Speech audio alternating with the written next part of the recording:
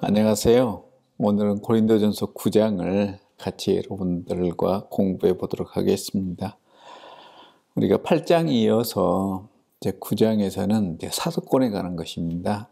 그래서 오늘 9장을 두 번 나눠서 9장 1절부터 18절까지를 여러분들 같이 나누도록 하겠습니다. 사도권. 초대교회는 교회 당시에 이 사도권의 문제가 상당히 심각했던 것 같습니다. 여러분들 사도행전 1장에 보게 되면 사도의 조건이 나와요. 왜냐하면 이제 12사도였잖아요. 그게 상징적인 어떤 의미를 가지고 있었는데 그 중에 가룟 유다가 이제 배반하고 나갔잖아요. 그러다 보니까 한 사람을 뽑는 장면이 사도행전 1장에 기록되어 있습니다.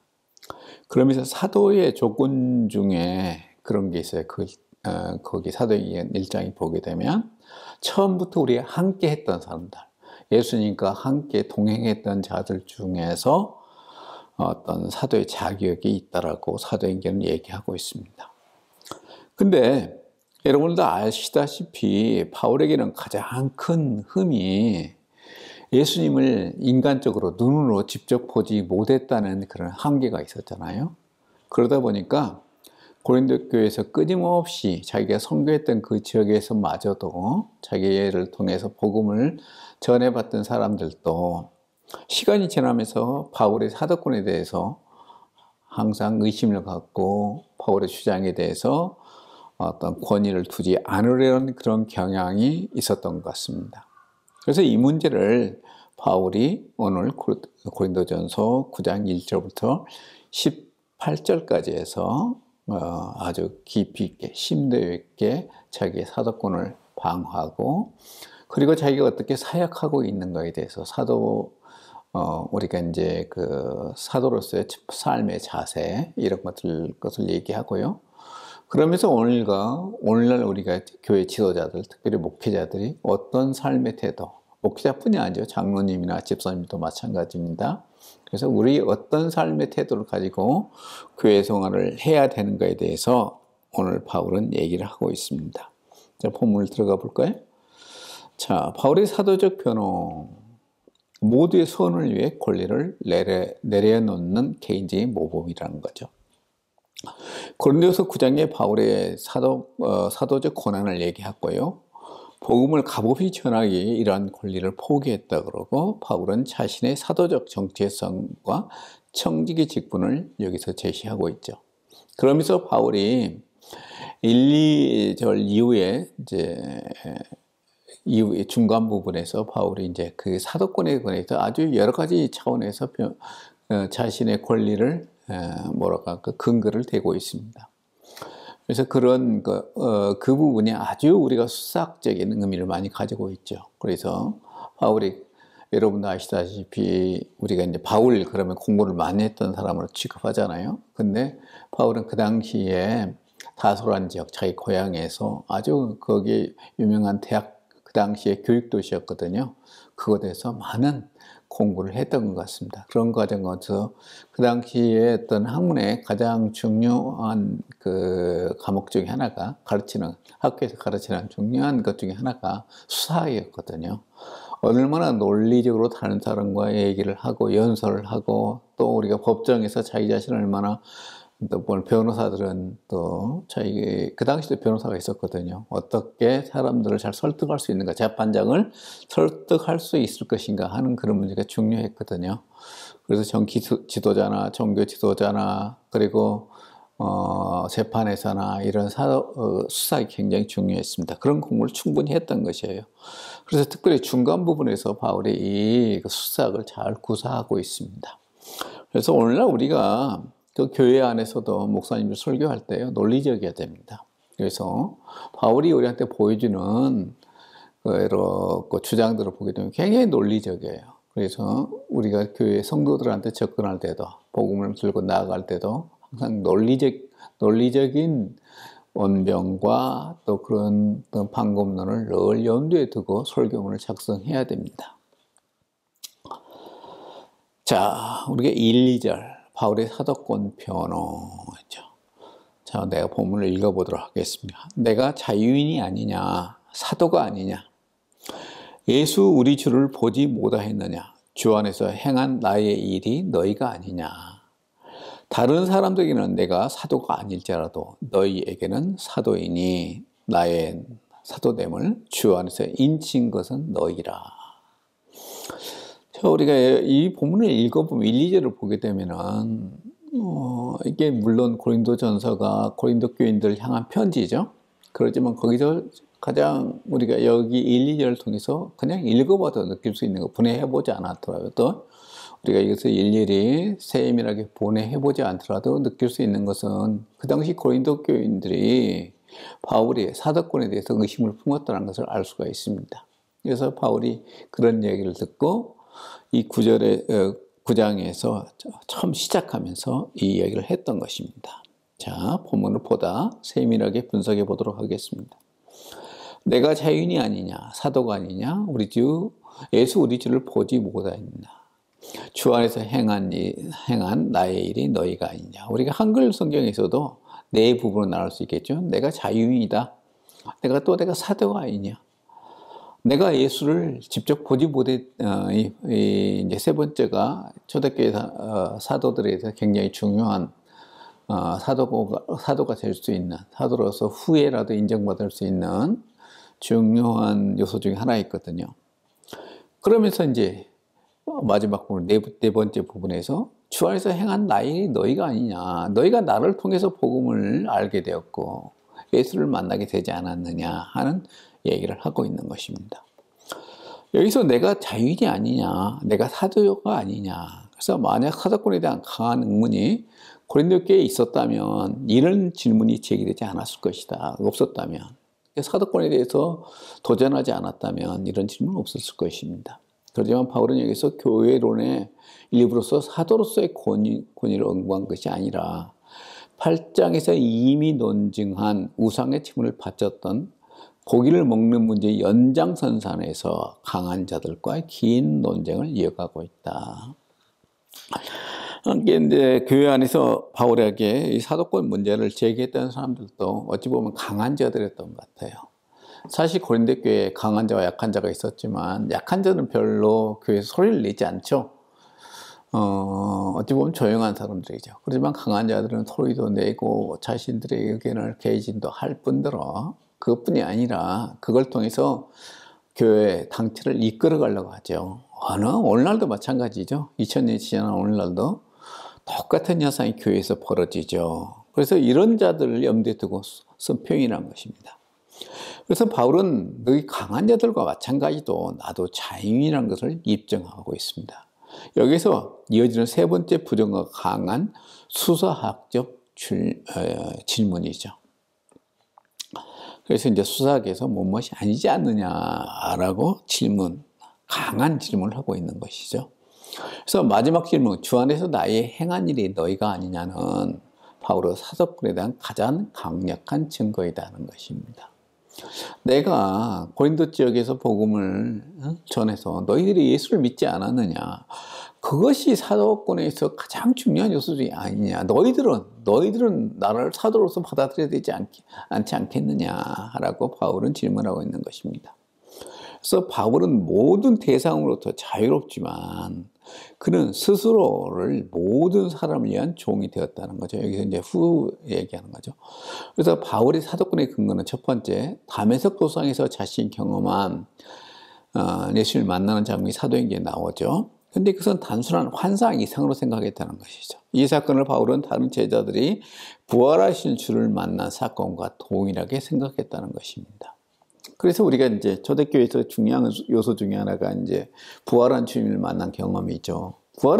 우리가 예수님의 부활이 없었다면 우리가 다음에 고린도전서 마지막 15장에 가게 되면 다루겠지만 우리가 만약에 주님의 부활이 없다면 기독교는 형성될 수가 없습니다. 예수님 십자가 너무나 비참하게 죽었다. 그의 죽음이 의인의 죽음이다. 오늘날도 많이 죽잖아, 의인들. 여러분들 우리 역사적으로도 봐도 그러잖아요. 우리가 남아공 같은 경우도 아주 27년 몇 개월인가 그 감옥에 있었던 만델라 같은 사람이죠. 그리고 다음에 대통령이 된 사람도 있잖아요. 그러지만 우리가 그를,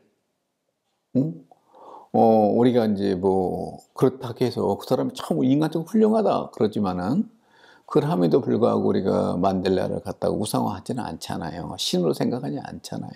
주라고 생각하지 않잖아요. 우리 역사적으로도 그런 게 많잖아요. 우리가 민주화에 기여했던 많은 정치적 지도자들이 있습니다. 종교적으로도 그렇습니다. 그렇지만 그들이 부활했던 이야기는 못 듣죠.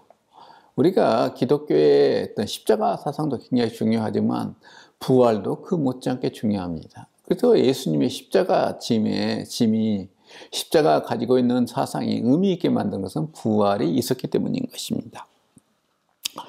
그래서 바울은 그 부활주를 많은 사도들이 또 많은 기독교 지도자들이 만났던 것처럼 자신도 담에색으로 어떤 기독교인을 피부하러 가다가 거기서 만났던 그 도로, 우리 담에 선상이라 그러는데 도로 길을 가다가 만났던 환상을 봤죠. 그리고 그가 이제 눈을 멀고 그런 사건이 사도행전에 자세하게 기록되어 있습니다.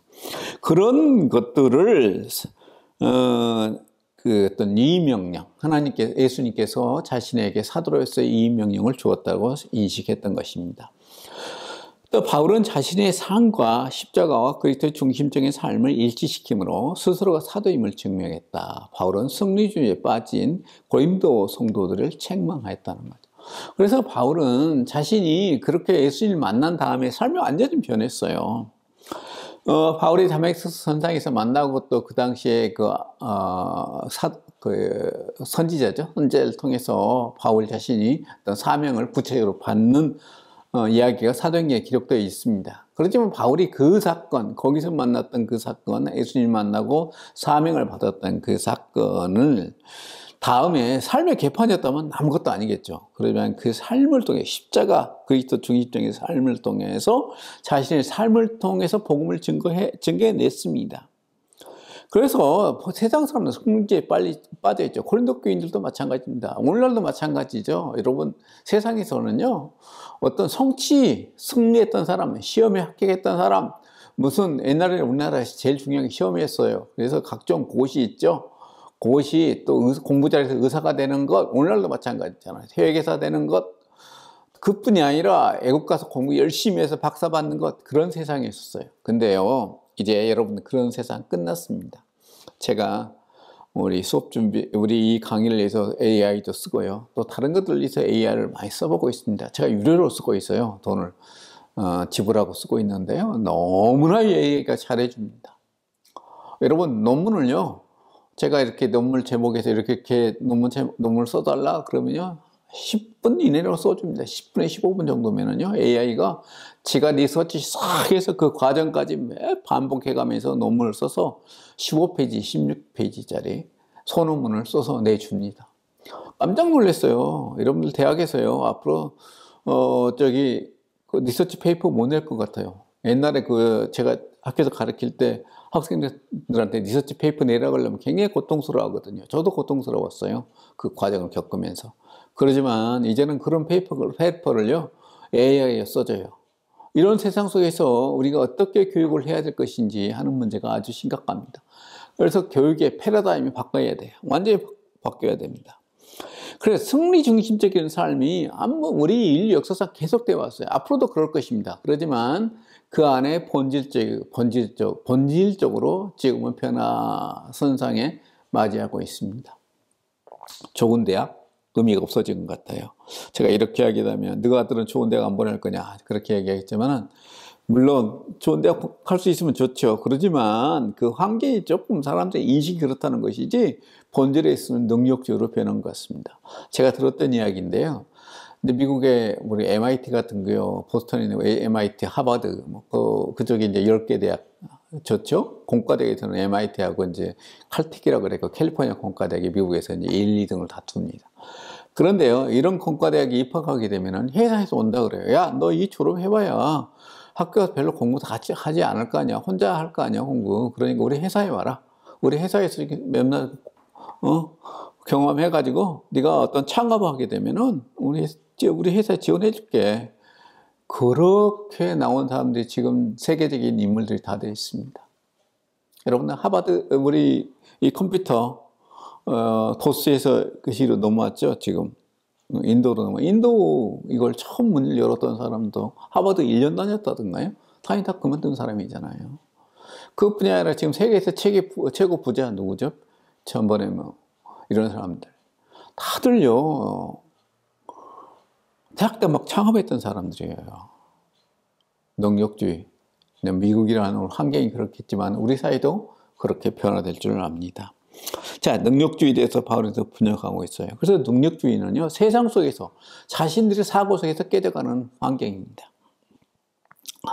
다른 사람들에게 내가 주가 사도가 아닐지라도 너에게는 사도니 나의 사도가 되면 주 안에서 인칭 것은 너희니라. 그래서 사도권의 세 번째 기준은 뭐냐면요, 바로 교회를 세우는 것입니다. 그래서 우리가 교회란 그런 건물을 떠오르게 되는데 그게 아니라 사람을 모으는 것이에요. 예수 믿는 공동체를 형성하는 것입니다. 자, 하지만 고린도 성도들은 진정한 사도라면 자신의 신분과 능력을 상징하는 것을 명백히 보여줄 것을 기대했다는 것이에요. 교회로부터 뭐 인정받는 것이었어요. 예루살렘 그 교회 같은 데에서 너는 사도다. 그리고 예수님과 동행했다.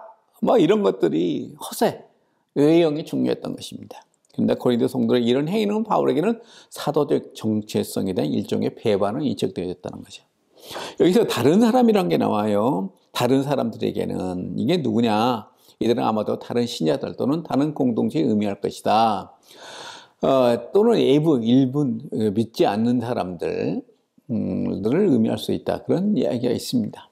그런 주장이 있다는 거죠. 이들은 고린도후서 10장, 그래서 10장부터 12장에 언급된 고린도 교회에 들어와 다툼의 불신을 제공한 자들이라는 거죠.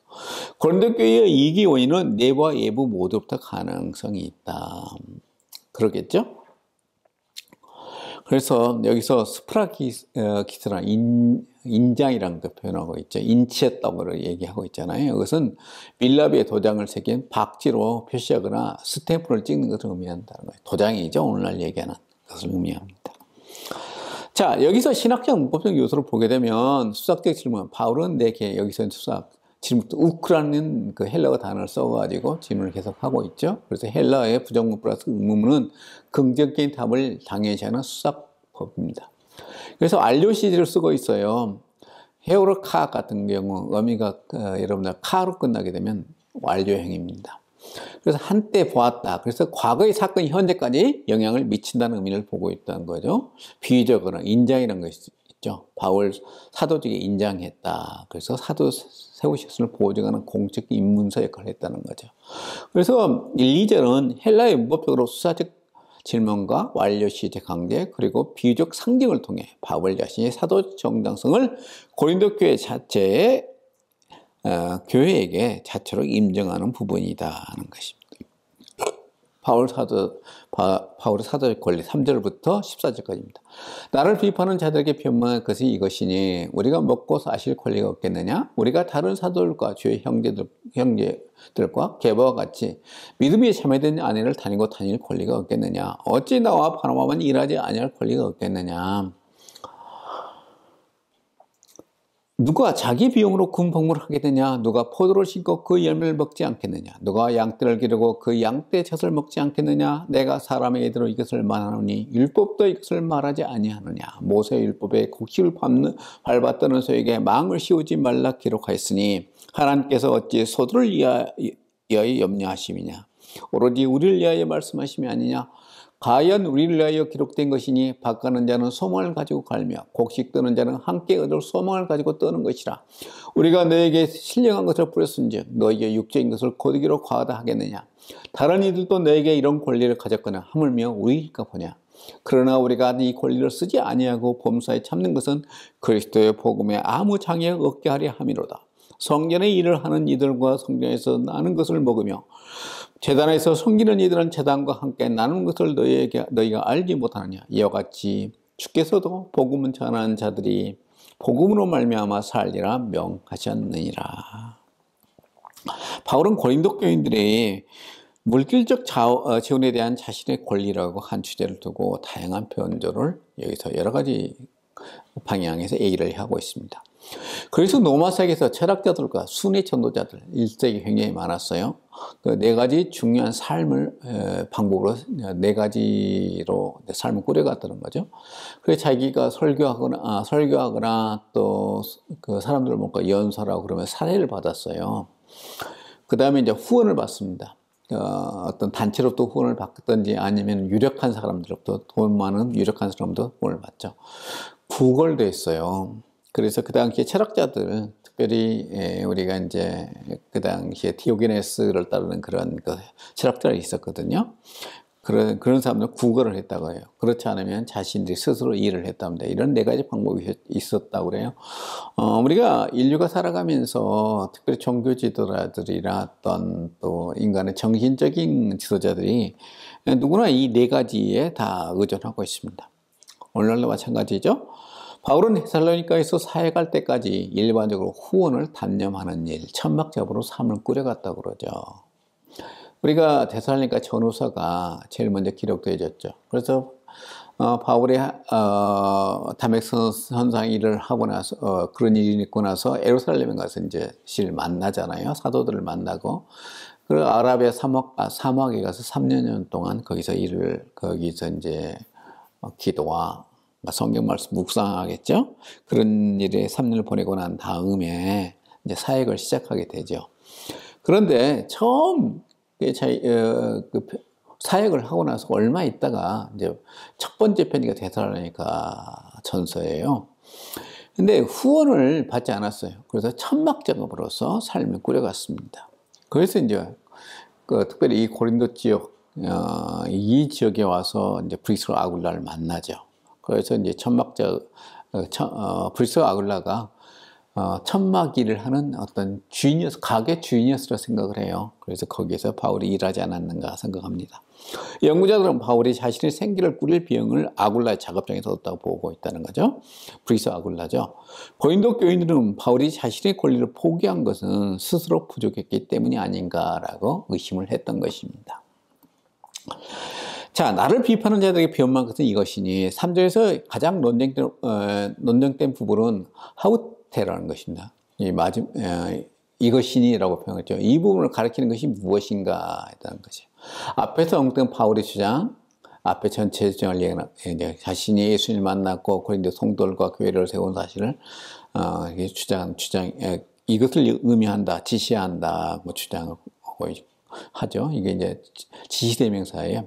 또 다른 주장은 4절 이하에 언급될 내용을 뜻한다 하는 주장입니다. 둘 중 어떤 해석도 가능합니다.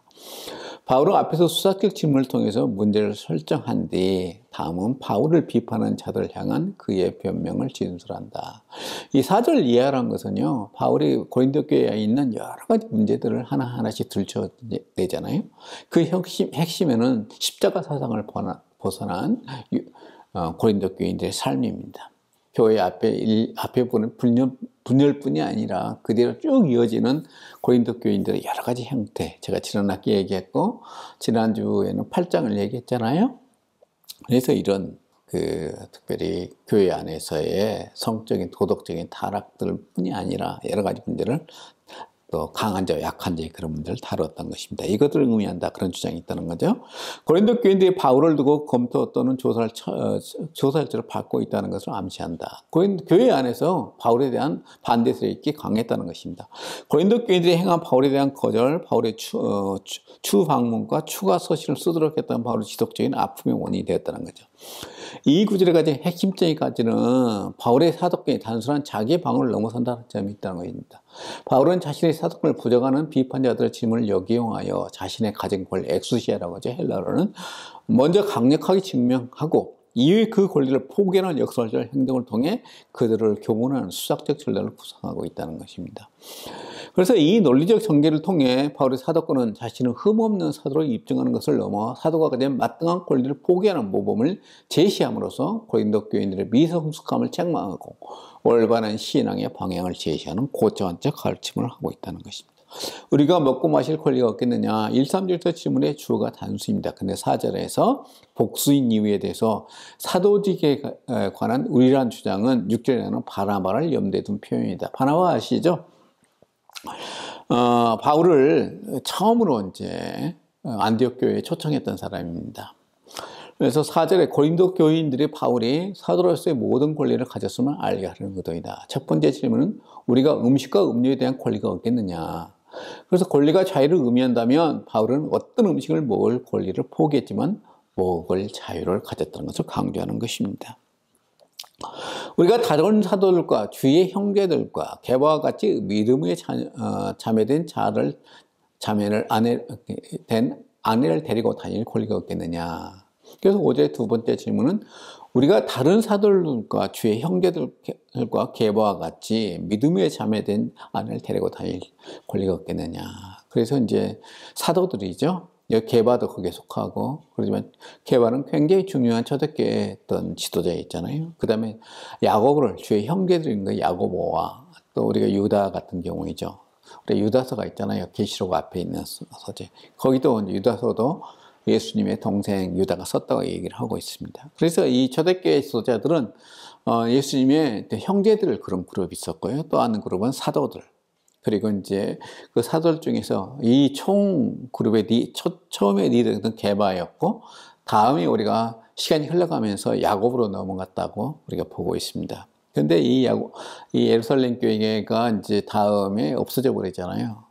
탄압을 엄청 받게 되니까 다음에 이게 이방으로 넘어가면서 요한, 그 다음에 이제 요한과 더불어서 그 시대보다 조금 앞서서 했던 것이 이제 바울이죠. 그래서 50년대, 60년대에는 바울이 지도권을 형성했던 것입니다. 그래서 구나이카라는 단어가 있어요. 아내를 의미하고 있습니다. 신앙 공동체는 아내가 남편의 기독교적 관심을 공유하며 그 일을 하는데 그를 도울 것이라는 전제하에 결혼한 목회자 부부를 재정적으로 지원한 것을 당연시했다. 그래서 여러분들 유대인들은 달라요.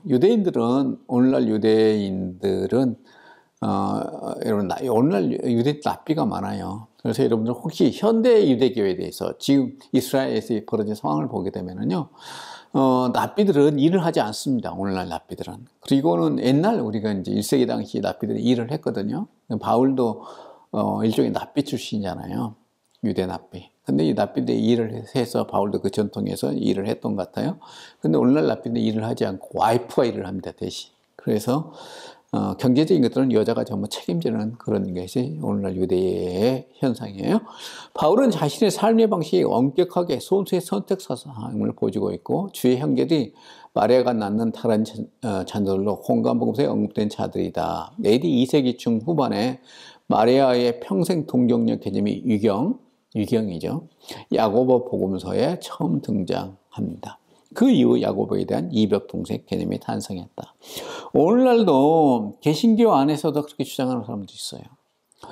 마리아는 예수님만 낳고 야고보나 그다음 유다나 다른 자매들도 나오죠. 마가복음에 나옵니다. 그 자매들도 마리아가 낳는 게 아니라 어떤 이복, 다른 요셉이 있잖아요. 요셉의 부인이 어떤 마리아죠. 근데 마리아는 예수님만 낳고 다른 여자가 야고보나 유다나 그 다음에 이름이 알려지지 않은 예수님의 누이들은 낫다, 그렇게 주장하는 거예요. 이게 어떤 마리아의 동정녀 그리고 신성화하는 그런 과정이 이미 2세기에 있었다는 걸 알 수가 있습니다. 그래서 제가 우연히 터키나 그리스를 여행할 기회가 있었는데, 성지순례죠. 그래서 거기 갔는데 제가 열심히 봤던 것은 마리아 이름이 동방교회에서는 그 마리아 우리가 그림이죠. 많이 새겨져 있거든요. 그 옆에 이름을 기록하게 돼요, 헬라어로. 근데 헬라에서 어떤 성스러운 이름을 기록하는 그런 방법이 있습니다. 그래서 그 방법이 그렇게 되어 있는가를 제가 유심히 봤었는데, 모든 곳에 제가 10세기에 지어졌던 성당 이런 데서 보게 되면 이미 다 마리아는 성스러운 이름으로 기록되어 있어요. 그래서 여러분들 성스러운 이름에 대해서 좀 알고 싶으면은요, 사본학에서 얘기하는데 저같이 전공하는 자들이 좀 알아요. 물론 뭐 책에 나와 있으니까 더 공부할 수 있겠지만은 그것을 읽고 이해하고 그것을 정리했던 그런 그 성스러운 이름들 이런 것들의 변천사 같은 게 있습니다. 자, 여기 중요하지 않으니까 넘어가고요. 그래서 오전에 모든 사들이 반드시 결혼을 주장하지 않았다. 다만 그들이 결혼할 수 있는 권리를 갖고 있음을 확인해 주고 있습니다. 모든 사들이 결혼했다는 전승이 널리 퍼지게 된 이유는 그것이 나중에 이그나티우스의 편지에 삽입됐기 때문이다. 주위 형제들은 예수에 대한 믿음이 없었지만 부활 후에 가장 초기에 예수를 따르는 자들에 속했다는 것을 분명히 한다. 개바를 언급한 것은 일부 그리스도 교인들의 개바 이름으로 세를 결집했기 때문일 것이다. 어찌 나와 바나바만 일하지 아니할 권리가 없겠느냐. 세 번째 질문, 어찌 나와 바나바만 일하지 않게 권리를 얻겠느냐고 질문하고 있죠. 자신의 스스로 일하는 것에 생기를 위해 꼭 필요한 문제가 아니라 합법적인 선택의 문제였다고 주장하고 있습니다. 그래서 사도행전에 따르면 바나바는 자기 수입의 원천인 밭을 팔아 기부했다고 얘기하고 있죠. 이것 때문에 이 사건 때문에 그 다음에 이어지는 아나니아와 사프리아 사건이 있었죠. 사도행전을 보면 잘 나타나 있습니다. 그래서 이 바나바의 조카가 누구예요? 마가죠. 마가. 사도행전에 잘 나와 있습니다. 그래서 생계를 위해서 일하는 것, 에르가 제사이라고 힐러에 기록되어 있죠. 그래서 생계를 이해한 것으로 이것이 번역된 것입니다. 바울은 그 권리, 교회로부터 물질적인 후원을 포기했지만 권리를 주장할 수 있었다는 것입니다. 누가 자기 비용으로 군복무를 하겠느냐? 누가 포도를 심고 그 열매를 맺지 않겠느냐? 누가 양떼를 기르고 그 양떼의 젖을 먹지 않겠느냐? 바울에게서 단순히 사실을 보이는 것이 아니다. 그것들은 명백히 일종의 논증에 당연한 것을 의도하고 있다. 이 사례에서 사실인 것은 바울에게도 사실이라는 것입니다. 여기서 언급된 군인, 농부, 양측이 누구도 일상에서 노동을 통해 생계를 유지하는 것은 당연하다.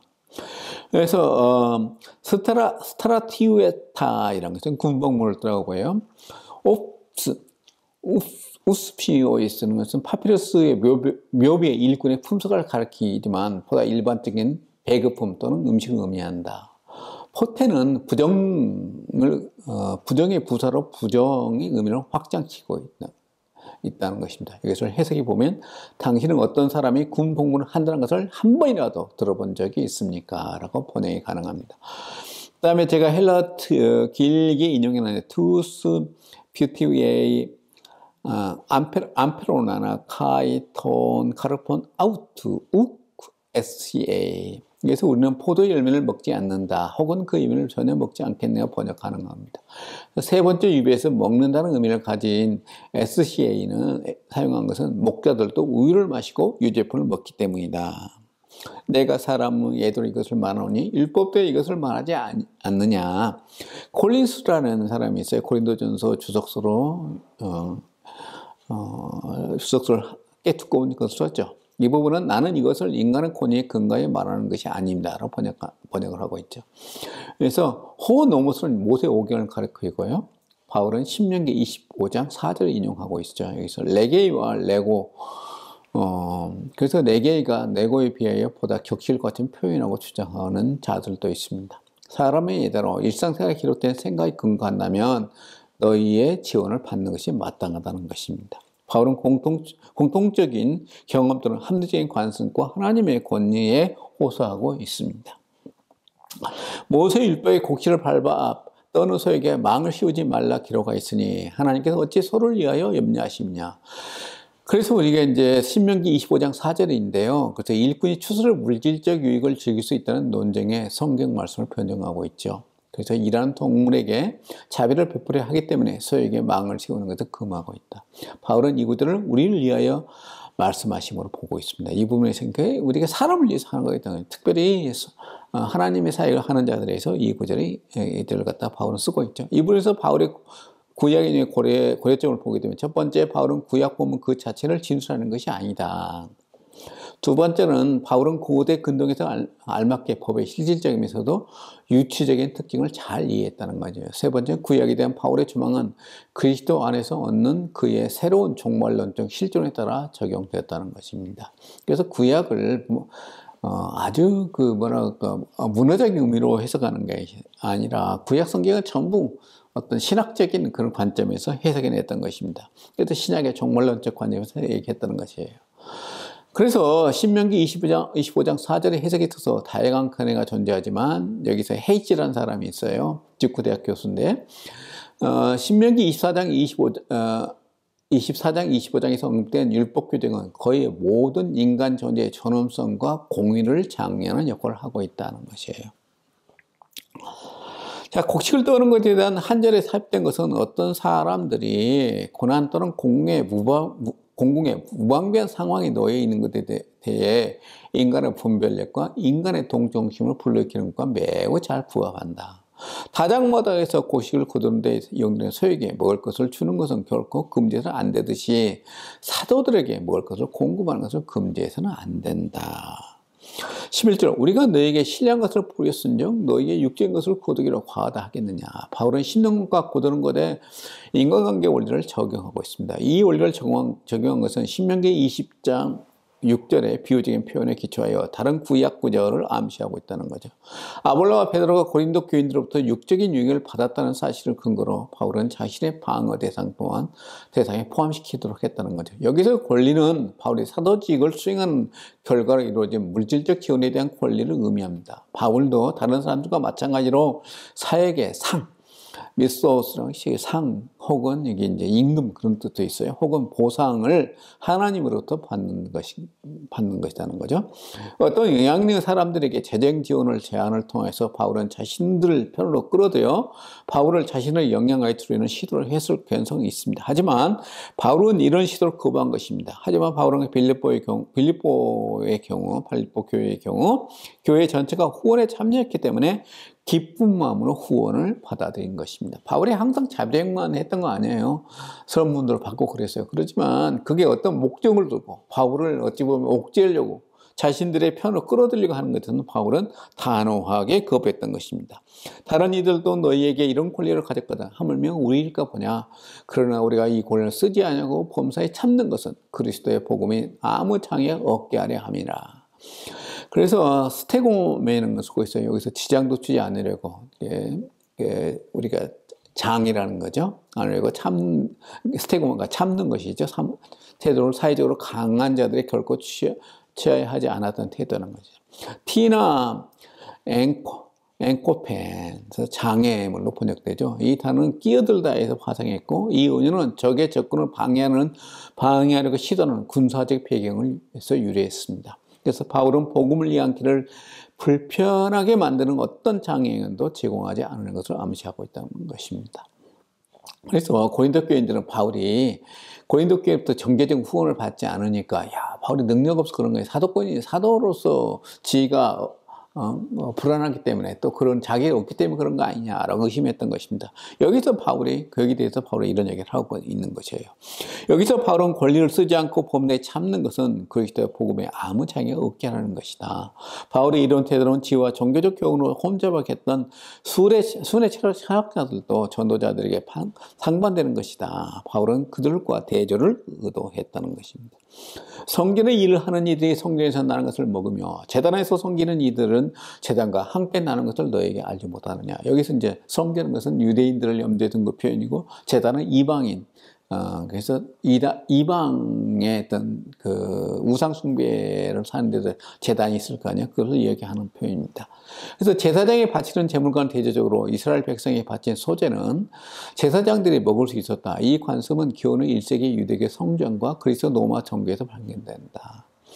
그래서 호이타 히에라가 쪼메나이를 거룩한 사항들 또는 거룩한 의무 또는 예배에 관련된 일을 수행하는 사람들을 가리킨다는 것입니다. 호이토 수시아스 테리오 파레두메노테스는 제단 앞에 앉아있다는 표현에 의하여 제단에서 섬기는 자들이라고 번역하고 있습니다. 바울은 고린도 교회의 후원을 받을 권리를 가졌다는 두 가지 근거를 제시하고 있습니다. 더 제시하고 있죠. 유대 성전과 이방 신전에서 제물을 다루는 제사장들은 제물의 음식들을 함께 먹는다, 나누고 있다는 거죠. 이와 같이 주께서 복음을 전하는 자들이 복음으로 말미암아 살리라고 말씀하셨다. 그래서 사역자가 복음의 사역을 통해 생활비를 받는 것은 인간적인 관습이 아니라 주님의 명령이라는 점을 강조하고 있습니다. 그러나 바울 자신은 고린도 교회 앞에서 이런 권리를 사용하지 않음을 통해서 복음의 걸림돌이 되지 않도록 한 자신의 사도적 태도를 보여주고 있습니다. 우리가 누가복음 10장 7절에 보면 주께서 복음을 전하는 자들에게 복음을 말미암아 살리라고 명령하고 있죠. 그래서 누가복음에 이르는 명의 복음 전파자들은 배당도 돈도 가져가지 않은 채 하나님을 의지하며 복음 전파에 헌신했던 것입니다. 이것은 하나님의 나라를 섬기는 자들을 위해 보다 더 넓은 정황으로 교회가 사용되었다는 것입니다. 바울의 사도적 절제, 마지막 부분입니다. 그러나 내가 이것을 하나도 쓰지 아니하였고 또 이 말을 쓰는 것은 내가 이같이 하여 달라는 것이 아니라 내가 차라리 죽을지언정 누구든지 내 자랑하는 것을 헛된 대로 돌리지 못하게 하리라. 내가 복음을 전할지라도 자랑할 것이 없으면 내가 부득불할 일임이라. 만일 복음을 전하지 아니하면 내가 화가 있을 것이로다. 내가 내 자의로 이것을 행하면 상을 얻으려니와 내가 자의로 아니한다 할지라도 나는 사명을 받았노라. 그런즉 내 상이 무엇이냐? 내가 복음을 전할 때 값없이 전하고 복음으로 말미암아 내게 있는 권리를 다 쓰지 아니하는 이것이로다.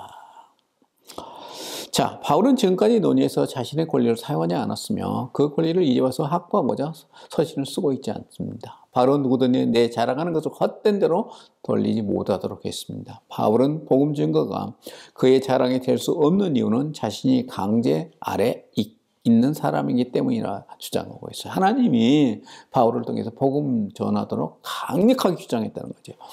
그래서 싹을 받을 수 없는 것은 싹은 자발적 노동을 암시하기 때문입니다. 그가 복음을 전할 때 값없이 전한다고 말한 것은 복음에 갖는 차이로운 성질을 강조하고 있습니다. 그러나 내가 이것을 하나도 쓰지 아니하였고 또 이 말을 쓰는 것은 내가 이같이 하여 달라는 것이 아니라 내가 차라리 죽을지언정 누구든지 내 자랑하는 것을 헛된 대로 돌리지 못하게 하려 함이라. 사도권에 있어서 그의 역설적인 자랑은 하나님이 그를 부르셨고 그의 교회가 존재하게 되었다는 실제와 관련되어 있다는 거죠. 그래서 사례 없이 복음을 전하는 것은 복음을 방해하지 않으려는 계산된 결정이며 그가 사용하는 사도적 연약함을 설명하기 위한 것이다 하는 것입니다. 내가 복음을 전할지라도 자랑할 것이 없으면 내가 부득불할 일임이나 만일 복음을 전하지 아니하면 내가 화가 있을 것이로다. 부득불할 일이라는 표현은 신적 운명을 의미한다는 것이에요. 여러분도 마찬가지죠. 우리가 복음 사역을 한다는 것은 처음 시작은 어떤 누구도 이런 동기에서 시작하죠. 근데 하는 과정에서 사람이 타락하는 것입니다. 이것은 내적 강요처럼 심리적으로 이해되어서는 안 된다는 거죠. 그래서 만일 복음을 전하지 아니하면 내가 화가 있을 것이로다. 신적으로 지명된 그 운명에 따른 예언가에 바울은 그 운명을 성취하는데 실패로도 한다면 신적 심판 안에 놓이게 될 것이라는 거죠. 바울은 고역과 골치 아픈 복종이 아닌 부르심이자 기쁨을 의미하는 자신의 청기직을 다시 한번 보여주고 있다는 것입니다. 여러분, 이게 어떤 종교든지 마찬가지예요. 운명을 느낍니다, 종교자들은. 그렇지만 여러분과 저는요, 하나님이라는 것은 정말 의로우신 하나님, 절대적 진리이신 하나님, 그리고 사랑의 하나님을 만나서 그 사역을 감당했던 것이고, 그렇지 않은 사람들은요, 참 여러 가지로 불행하겠지요. 다른 종교에 대해서 더 이상 얘기하지 않겠습니다. 내가 내 자의로 이것을 행하면 상을 얻으려니와 내가 자의로 아니한다 할지라도 나는 사명을 받았노라. 내가 자연에서 한다면 보상을 받을 것이다. 내가 억지로 한다면 나는 청지기 직분을 맡기진 것이다. 청지기 직분은 하나님이 맡긴 복음의 관리로서 책임감을 지닌다는 의미입니다. 바울은 자신의 노동이 자기인 것이 아니라면 보수를 받을 권리가 없다는 것입니다. 자의적인 것이 아니라는 거죠. 여러분들 일하는 것을 억지로 시키게 되면 그건 강제노역이죠.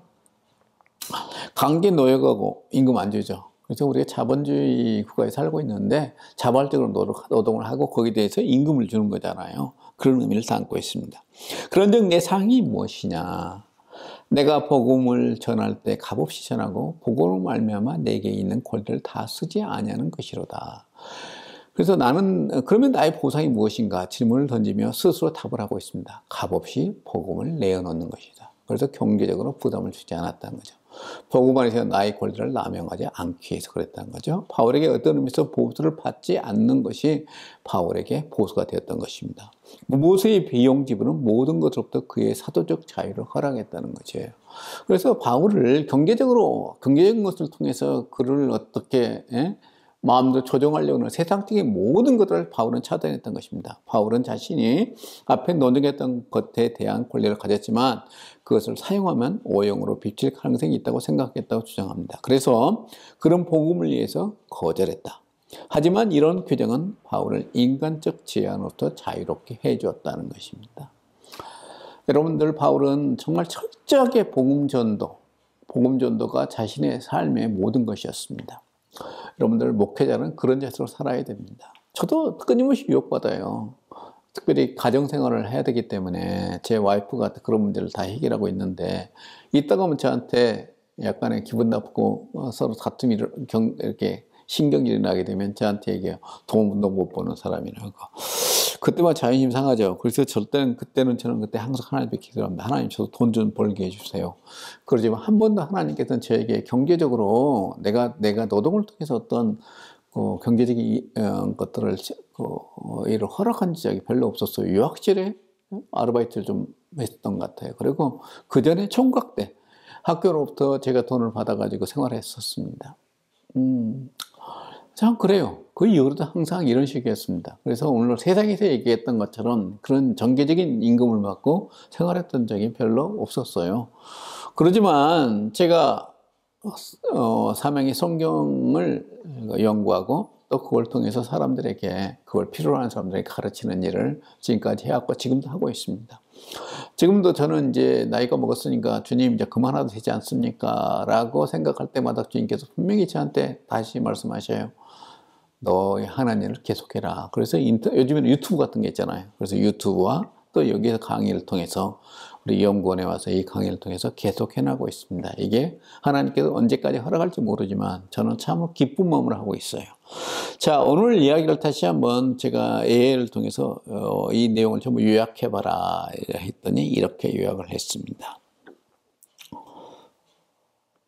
지금부터 거의 2000년 전으로 거슬러 올라가 볼 건데요. 아주 흥미로운 리더십에 대한 수수께끼 하나를 풀어보려고 합니다. 한 영향력 있는 리더, 사도 바울이 왜 자신의 보수를 거부했는지, 그 놀라운 선택 뒤에 숨겨진 강력한 메시지는 과연 무엇일까요? 지금부터 그 해답을 함께 찾아보시죠. 자, 바로 이 질문에서부터 모든 게 시작됩니다. 이 질문 하나가 당시 고린도 공동체 전체를 완전히 혼란에 빠뜨렸거든요. 그리고 바로 여기에 우리가 오늘 주목해야 할 강력한 리더십 전력의 비밀이 숨어 있습니다. 일단 배경부터 좀 살펴봐야겠죠? 교회를 세운 핵심 리더였던 바울이 자신이 개척한 바로 그 공동체, 고린도 교회로부터 아주 거센 비판에 직면하고 있었습니다. 보세요. 바로 이 지점에서 생각의 차이가 확 드러나는 겁니다. 고린도 교인들 눈에는 바울의 행동이 도무지 이해가 안 됐던 거죠. 아니, 왜 재정기원을 거부하지? 저건 스스로의 권위를 깎아내리는 이상한 행동인데? 왜냐하면 당시 존경받는 리더, 그러니까 진짜 사도라면 마땅히 후원을 받는 게 너무나 당연했기 때문이었습니다. 자, 이런 비판에 대해서 바울이 어떻게 반응했을까요? 감정적으로 화를 냈을까요? 아니요. 아주 논리적인 방법을 택합니다. 마치 법정에 선 변호사처럼 자신의 행동과 정체성을 변호하기 위한 공식적인 변론을 시작하죠. 그가 사용한 방법이 바로 아폴로기아라는 건데요. 이게 뭐냐면 법정에서 하는 공식적인 변론처럼 자기 행동의 정당성을 아주 이성적으로 차근차근 증명해 나가는 걸 말합니다. 그는 먼저 나는 과연 진짜 사도인가? 이 근본적인 질문에 대한 답부터 제시합니다. 그러니까 바울이 하고 싶었던 말의 핵심은 이거예요.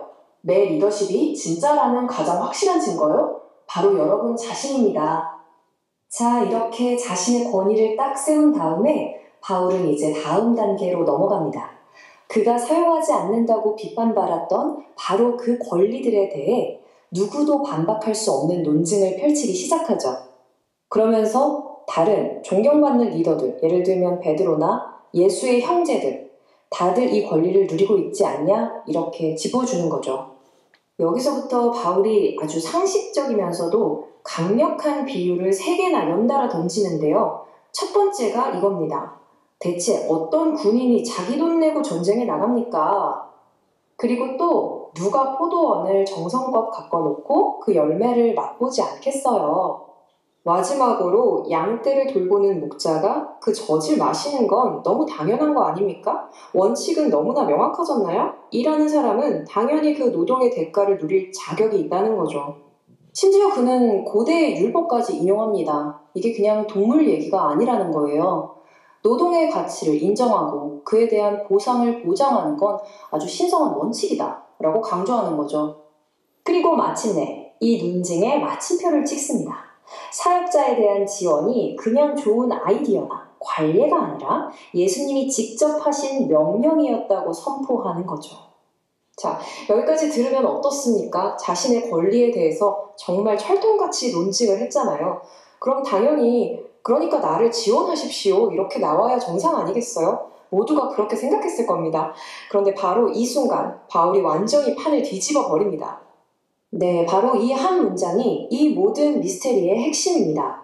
자신이 지원받을 모든 권리가 있음을 완벽하게 증명한 바로 그 순간, 그 모든 권리를 단 한 번도 사용한 적이 없으며 앞으로도 그럴 것이라고 선언해 버리는 거죠. 그렇다면 도대체 왜 그랬을까요? 그 이유가 바로 이 엔코펜이라는 아주 독특한 그리스어 단어 하나에 다 담겨 있습니다. 원래는 군대 용어인데요. 적군이 못 오게 길을 파서 막아버리는 장애물을 뜻합니다. 바울이 보수를 거절한 이유는 단 하나, 바로 이 엔코펜, 즉 장애물을 만들지 않기 위해서였습니다. 쉽게 말해서 저 사람 결국 돈 보고 저러는 거 아냐? 이런 아주 작은 의심의 싹조차 남기지 않겠다는 거였어요. 그래야만 자신의 메시지가 어떤 오해나 불순물 없이 100% 순수하게 전달될 수 있다고 믿었기 때문이죠. 아니 그럼 대체 뭘 위해서 일하는 걸까요? 돈을 안 받는다면 그의 진짜 보상은 뭐였을까요? 그는 이렇게까지 말합니다. 만일 내가 복음을 전하지 않으면 차라리 내게 화가 있을 것이다. 이건 선택의 문제가 아니라 피할 수 없는 의무라는 거죠. 그렇기 때문에 그는 감히 싹쓸 요구할 수가 없다고 생각했던 겁니다.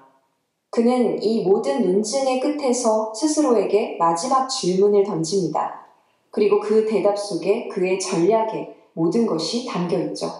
바로 이겁니다. 이 역설의 정점이죠. 이해되시나요? 그의 보상은 보상받을 권리를 포기하는 것, 바로 그 자체였습니다. 한번 생각해 보세요. 대가를 받지 않고 복음을 전하는 그 행동 자체가 그에겐 보상이었던 겁니다. 이 선택이 그에게 완전한 자유를 줬고요. 동시에 그가 전하는 메시지는 돈으로는 절대 살 수 없는 가치라는 걸 증명해낸 거죠. 당시에 돈 받고 지혜를 가르치던 수많은 철학자들하고는 아예 차원이 다른 길을 보여준 겁니다. 그리고 이 이야기는 2000년이 지난 오늘 우리에게 마지막 질문을 던집니다. 우리 각자의 삶에서 나 자신보다 더 위대한 어떤 목적을 위해서 나는 과연 어떤 권리를 기꺼이 내려놓을 수 있을까요? 바울의 이 놀라운 선택은 오늘날 우리의 리더십과 삶에 대해 정말 많은 것을 생각하게 합니다. 자, 우리가 이렇게 해서 오늘 수업을 마치도록 하겠습니다. 우리가 이제 고린도전서를 계속 강의해 나갈 텐데요. 이 강의를 통해서 꼭 잊지 말아야 될 것 중에 하나가 바울의 사유가 바울 당시에 그 교회만 통해 주었던 메시지가 아니라 오늘 우리의 삶, 교회 안에서 또 안팎으로 여러 가지 하나님의 이름으로 사역을 하는 모든 자들에게 바울은 얘기하고 있다는 것입니다. 그러니까 여러분들이 그 점을 염두에 두고 바울 서신을 읽고 또 연구하고 또 여기에 대해서 보다 많은 여러분들의 지식을 쌓아가는 계기가 되었으면 합니다. 감사합니다.